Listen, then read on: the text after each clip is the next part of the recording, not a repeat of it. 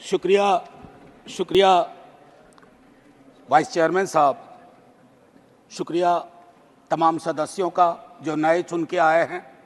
शुक्रिया इस मैंडेट का भी जिसने दोनों पक्षों को एक संदेश दिया है। सबका शुक्रिया अदा करते हुए मैं सबसे पहली चीज़ कहूँगा कि महामहिम के एड्रेस को अंग्रेजी में कहते हैं एड्रेस और हिंदी में कहते हैं अभिभाषण। मैंने बीते वीकेंड पर काफ़ी सर्च किया कि अभी उपसर्ग लगाने के पीछे मंशा क्या होगी, तो जितने मुझे तत्व मिले उससे ये लगा कि कोई बहुत बड़ी चीज़ होती है। मुझे स्मरण हुआ लोकसभा में प्रोफेसर हिरेन मुखर्जी थे, वो कहा करते थे कि अभिभाषण यानी प्रेसिडेंशियल एड्रेस पक्ष और विपक्ष को मिलकर लिखना चाहिए। पक्ष सिर्फ अगर लिखता है, या उस वक्त कह रहे थे हिरेन मुखर्जी, तो कोशिश ये होती है कि दृष्टिहीनों को चश्मा पकड़ा दिया जाए। हमारी कोशिश वो नहीं होनी चाहिए। मैंने पिछली दफा भी कहा था, अब कब ये बदलाव होगा मैं नहीं जानता, लेकिन इस मैंडेट को मैं सबसे पहले बोलूंगा, उसके बाद बिंदुवार कुछ चीजों पर पैरा दर पैरा जो अभिभाषण के संदर्भ थे। शुक्रिया बहुत बहुत। तो वाइस चेयरमैन साहब, मैं उन बातों का बहुत जिक्र नहीं करूंगा जो उनकी बातों में शुमार नहीं थी।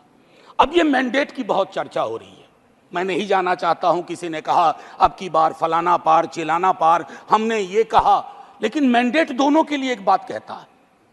उधर मैंडेट कहता है कि मैं मेरा मुझको की सीमा होती है, आत्ममुग्धता की सीमा होती है, व्यक्ति केंद्रित विमर्श की सीमा होती है, लोकतंत्र में सामूहिकता बहाल होनी चाहिए। और हमारे लिए संदेश है कि आपने जो कुछ किया शायद इनफ नहीं था। अगर हम किताब संविधान के हाथ में ले रहे हैं तो इसके पन्ना दर पन्ना, सफा दर सफा, हरफ दर हरफ हमको जीना पड़ेगा, लोगों को भरोसा दिलाना पड़ेगा। लेकिन हाँ, इस मैंडेट की कुछ खूबसूरत चीजें बता रहा हूं। लोकतंत्र में सामूहिकता बहाल हुई। मैंने बीते 10 वर्ष से कान तरस गए थे एनडीए सुनने को। बीते 1 महीना में इतनी बार एनडीए सुना, दिल को बहुत सुकून हुआ। यकीन मानिए, विपक्ष में है, शत्रु नहीं है, लेकिन व्यक्ति केंद्रित विमर्श से यह मैंडेट आपको भी बाहर ले आया, वो बेहद आवश्यक था। दूसरी चीज कहूंगा हल्के लाइटर टोन में, अचानक मुझे लग रहा है कि हमारे प्रिय रक्षा मंत्री जी की जबरदस्त वापसी हुई है।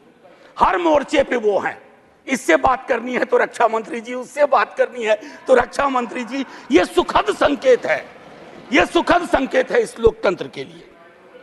अब माननीय वाइस चेयरमैन साहब, मेरा ये कहना है कि नीट को लेकर के बहुत बात हुई, नहीं बोलूंगा। मैं अलहदा आदमी था जब एनटीए बन रहा था, उस समय वेंकैया नायडू जी थे वहां। मैंने 0 आवर में 3 बार कहा कि इस देश को इस तरह की व्यवस्था परेशान करेगी, ये बीमारी नहीं पालनी चाहिए। 1 नेशन 1 फलाना, 1 नेशन 1 टिपकाना, 1 नेशन 1 चिल्लाना, काहे को भैया? कहीं ऐसी स्थिति नहीं हो जाए कि 1 नेशन 1 ठेकेदार, 1 नेशन 1 कॉन्ट्रैक्टर पूरी तरह हुआ नहीं है संजय भाई, होने की संभावना है। अब अभी मैं इसलिए कह रहा हूं कि लोग कहते हैं कि राजनीति मत करो इस पर। मैं पूछना चाहूं कि लोगों की पीड़ा परेशानी, 25-30 लाख युवाओं के सपने तहस नहस हो जाएं, आप विपक्ष से क्या उम्मीद करते हैं? आपकी ऑर्केस्ट्रा में शामिल होकर कहे साहब तेरे सुबह की जय, साहब तेरे शाम की जय। ना, विपक्ष को अपना काम करने दीजिए।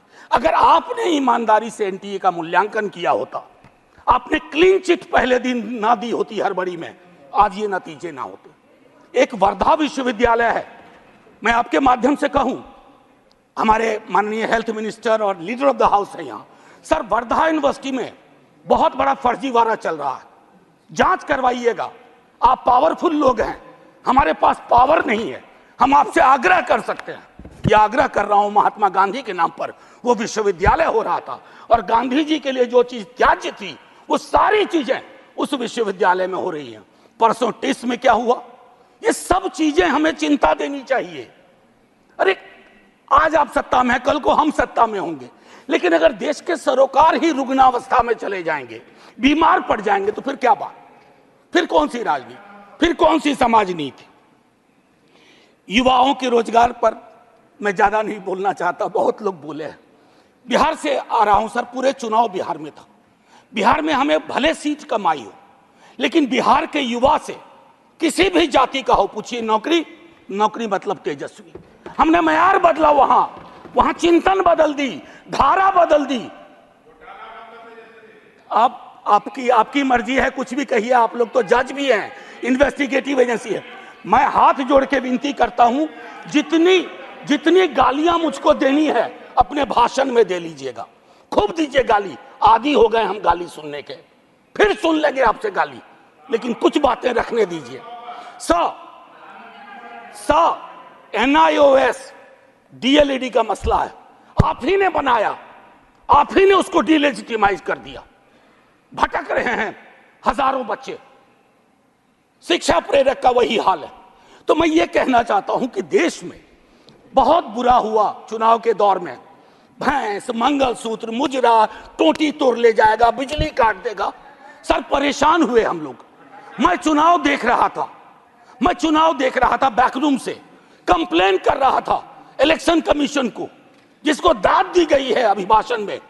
सर कंप्लेन फर्स्ट पेज में किया, परसों मेल आता है, परसों, डे फॉर यस्टरडे, अपना नाम, पता, असेंबली नंबर, मोबाइल नंबर भेजिए। अब किस बात का भैया, अब किस बात का? ये व्यवस्थाएं हैं। इलेक्शन कमीशन की क्रेडिबिलिटी पे एक सर्वे हुआ, 28% लोगों का सिर्फ भरोसा है। इससे ज्यादा भरोसा तो पंचायत वेब सीरीज में फुलेरा के ग्राम प्रधान का है।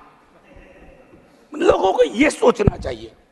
मैं sir mathematical length of tenure के आधार पर नेहरू बनाने की कोशिश हो रही है। Sir mathematical length of tenure से नेहरू नहीं बनता। नेहरू बनता है जो गर्म हवा को पी सके, दूसरे के जख्म को देख करके उस पर मलहम लगाए, जख्म कुरेदे नहीं, जख्म पे नमक ना छिड़के, वो होता है नेहरू। तो सिर्फ मैथमेटिकल इससे।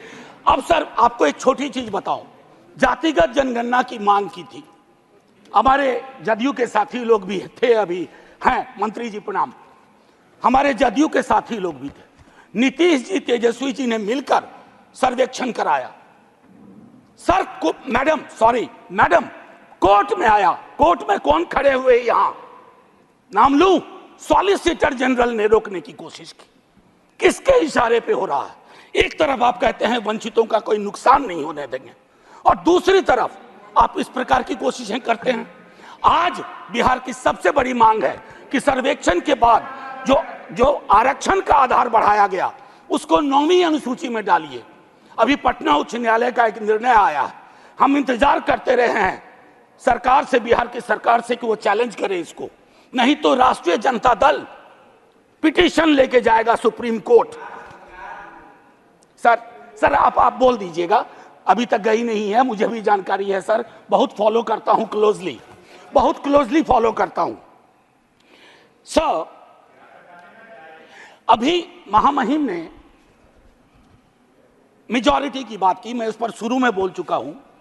लेजिस्लेटिव मेजॉरिटी को हमेशा मॉरल मेजॉरिटी के सापेक्ष रखना होगा, मॉरल मेजॉरिटी के सापेक्ष। अगर आप मॉरल मेजॉरिटी से नहीं चलाते हैं तो लेजिस्लेटिव मेजॉरिटी जिस दिन साइकिल पे तीर सवार हुआ ना, ये उड़ जाएगा। साइकिल चुनाव चिन्ह है टीडीपी का, और तीर हमारे रामनाथ भाई का, जनता दल यूनाइटेड का। एनीवे, भाजपा का देखिए, कभी कभी मैंडेट कितना खूबसूरत काम करता है। हम बचपने से बीजेपी को मैं फॉलो कर रहा हूं, सारी पार्टीज को करता हूं, बीजेपी को भी कर रहा हूं।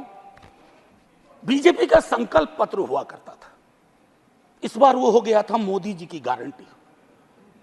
इस डेमोक्रेटाइजेशन का जो मैंडेट है, इससे आपको बहुत बड़ा फायदा है।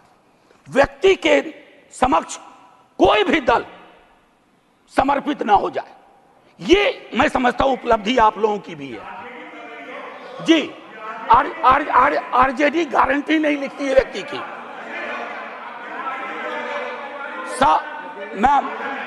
Ma'am protect me, I need your protection. Ma'am chairperson, I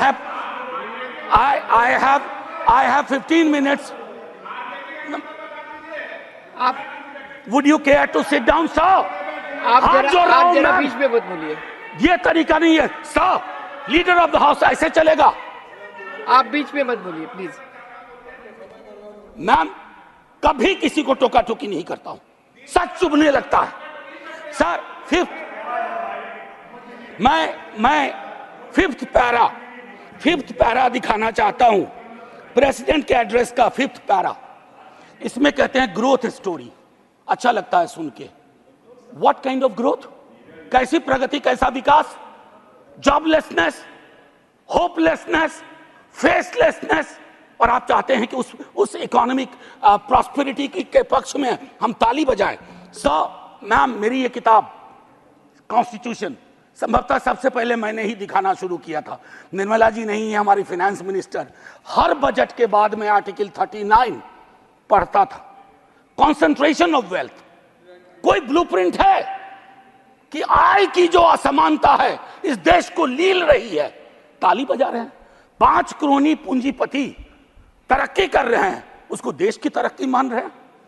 कभी उस युवा से पूछिए वो देश की तरक्की को कैसे देख रहा है, ऐसा जवाब देगा कि मुश्किल पड़ेगा हैंडल करना। मैम,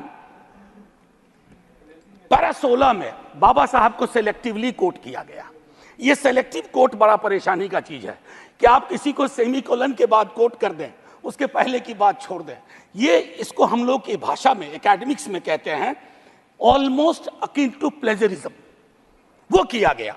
अब प्रधानमंत्री जी ने चुनाव के वक्त कहा कि एक ही जाति है, वो है गरीबी। सुनने में शायराना लगता है, खूबसूरत लगता है, फिल्मी लगता है, लेकिन ऐसा क्यों है कि जातिगत हिरार्की में नीचे जाते हैं तो गरीबी बढ़ती है, ऊपर जाते हैं तो गरीबी घटती जाती है।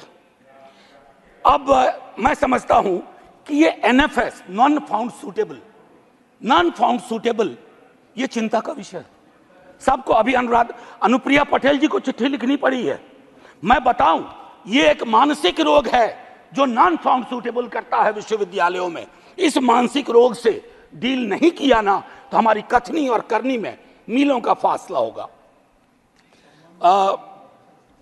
कहा गया पहले की कुछ सरकार अनस्टेबल थी, लेकिन अगर आप प्रो पीपल लेजिस्लेशन का विश्लेषण करें तो सबसे ज्यादा खूबसूरत क्षण सो कॉल्ड कोalition गवर्नमेंट में आई है।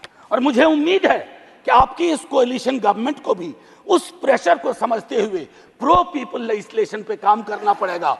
टू बिगिन विथ, अग्निवीर को सेना में भर्ती को पुरानी तरीके पर लाइए ताकि युवाओं के साथ न्याय हो पाए। मैम, वो मैं बोल चुका हूं। भारतीय न्याय संहिता आज से लागू हो गई, लेकिन हमें याद रखना चाहिए 150 सांसदों के निलंबन के साथ यह पास हुआ है। इसमें कोई चर्चा नहीं हुई। ये एक कदम है पुलिस स्टेट की ओर, एक ऑर्वेलियन स्टेट की ओर। इससे मैं आगाह करता हूं, क्योंकि हमेशा आप वहां नहीं होंगे। जब यहां होंगे तो यही दंड प्रावधान लागू होंगे। मैं और सुनिए, पैरा 26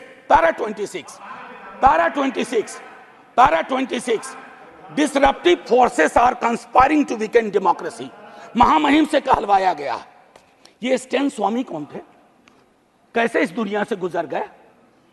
क्यों आज भी उमर खालिद, मीरान हैदर, खालिद सैफी जैसे जवान, जो सरकार की आलोचना को देश की आलोचना बना दिया गया। और मैं 2 किताब, अगर ये किताबें मेरे पास आती हैं तो नड्डा जी के कार्यालय में भी पहुंचना चाहिए। The incarcerations by Alpa Shah और ये challenging caste by Aijaz Ashraf. ये दास्तान है democracy, how it is being muzzled. Anyway, ma'am, मैं ज्यादा वक्त लेते हुए नहीं कहूंगा। इमरजेंसी पे बात हुई, मैम वाइस चेयरपर्सन, इमरजेंसी पे बात हुई। सचमुच बहुत बुरा अध्याय था, लेकिन मुझको लगता है कि इंदिरा जी के एडवाइजर बहुत स्मार्ट नहीं थे। आज की तरह के होते ना तो कहते 352 की जरूरत भी नहीं है, ऐसे ही बना देंगे। ये हालात, ये फर्क है। और आखिरी में कहूंगा कि ये जो चुनावी विमर्श है, इसकी वजह से जहर बहुत है समाज में। लिंचिंग चल रही है, लिंचिंग। मैं कितने विजुअल्स बताऊं। आज से 3 दशक पूर्व मुझे स्मरण है राही मासूम रजा ने एक छोटी कविता लिखी थी, मैं यही कह के खत्म करूंगा। उन्होंने एक कविता लिखी थी, वो आधा गांव के लेखक थे, कई लोग उनको महाभारत के लेखक के रूप में जानते हैं। उन्होंने एक, और उनके लिए गंगोली और गंगा उनकी माँ थी। ये था एक भारतीय मुसलमान का चित्रण। उन्होंने लिखा था, मेरा नाम मुसलमानों जैसा है, मुझको कत्ल करो और मेरे घर में आग लगा दो, मेरे उस कमरे को लूटो जिसमें बयानें जाग रही हैं मेरी, और जिसमें मैं तुलसी की रामायण से सरगोशी करके कालिदास के मेघदूत से कहता हूं मेरा भी एक संदेश है। अब आइए दूसरा, ये 3.5 दशक पूर्व लिखी गई अभी, और यही मैं खत्म करूंगा। ये पूरे देश का चित्रण है, ये हम सब के लिए आईना है। वरना मारे जाओगे, रघुवीर सहाय को याद करते हुए एक युवा कवि अदनान नाम के लिखा है। मत भूलो कि तुम मुसलमान हो, बस 30 सेकेंड और लूंगा। मत भूलो कि तुम मुसलमान हो, बस लोगों को छलावा देते रहो कि तुम मुसलमान नहीं हो, वरना मारे जाओगे। राह चलते ख्याल रखो कि कहीं तुम्हारी कमीज से मुसलमान होने की बू तो नहीं आ रही। ख्याल रखो किसी से बहस करते हुए, कुछ बोलते हुए, कुछ करते हुए, यहाँ तक कि हंसते और रोते हुए भी, कि कहीं तुम मुसलमान तो नहीं लग रहे हो, वरना मारे जाओगे। ये बात हमेशा याद रखो कि तुम एक मुसलमान हो और तुम मरोगे नहीं, एक दिन मारे जाओगे। विवेकहीनता, तर्कहीनता के समाज को ध्वस्त करिए, आइए हिंदुस्तान बनाइए, वो हिंदुस्तान जहां कोई फर्क ना हो, गले लग सकें। ये नहीं कि चुनावी मंच से कुछ, जमीन पे कुछ। जय हिंद मैम, जय Hind. Thank you, thank you.